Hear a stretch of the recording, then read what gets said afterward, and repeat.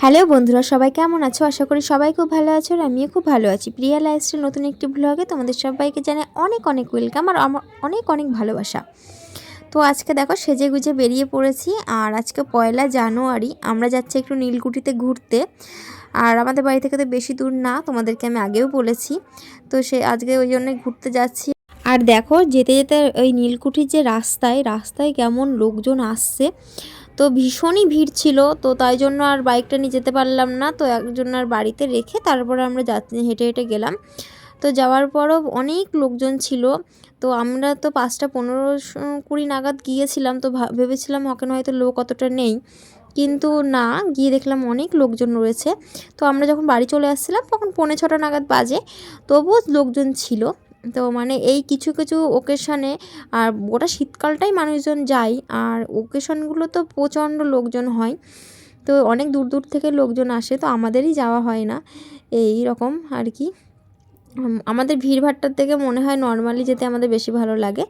তো দেখো চারিদিকে সমস্ত বোট টোটগুলো লোকে বোটিং করছে, আর হচ্ছে নৌকাগুলো রয়েছে, যার যার ঘোরার ইচ্ছে হয় তারাই যায়। আবার ফরেস্ট রয়েছে ওই পারে, তো সবাই ফরেস্টেও যায়।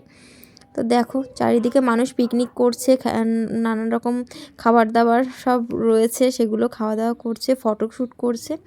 তো মেন সবাই আসে এই নীলকুঠির এই জায়গাটাতে ফটোশ্যুট করতেই, প্রি ওয়েডিং শ্যুট বলো, এমনি নানান ধরনের নাচ গানের শ্যুট বলো, এমনি নানান ধরনের সব কিছুই হয়, তোমরা দেখেছো অনেক ভিডিওতে।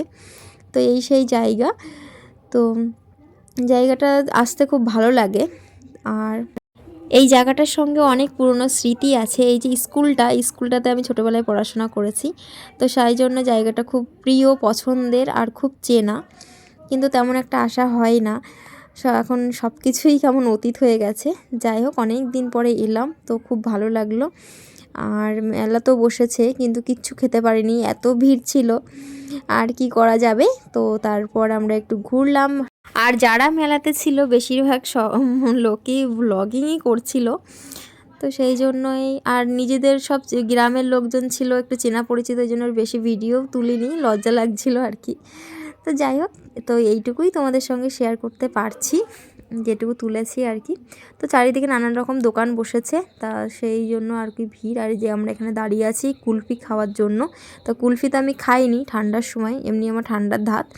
তো ভাই খেয়েছে আর আমরা এখানে দাঁড়িয়ে আছি, আর লোকজন দেখছে আমাদেরকে, কি বলবো, আর কি লজ্জা লাগছিল। আর তোমরা অনেকেই এই জায়গাটার সঙ্গে পরিচিত, তো কারা কারা এখানে এসেছো আমাকে কিন্তু কমেন্ট করে জানিও। আর ভিডিওটা বেশি বড় করিনি, তো এখান থেকে বাদাম নিলাম বাড়ির জন্য। আর খাবার দাবার তেমন তো খেতেই পারলাম না, এত ভিড়। ফুচকার দোকানগুলোতে, ঘুগনির দোকানগুলোতে প্রচণ্ড ভিড় ছিল, আর সবাই চারিদিকে ভিডিওই করছে, তো আর কি। আর মানুষজন আমাদের দিকে কেমন অদ্ভুতভাবে তাকাচ্ছে, কেমন একটা অস্বস্তি লাগছিল।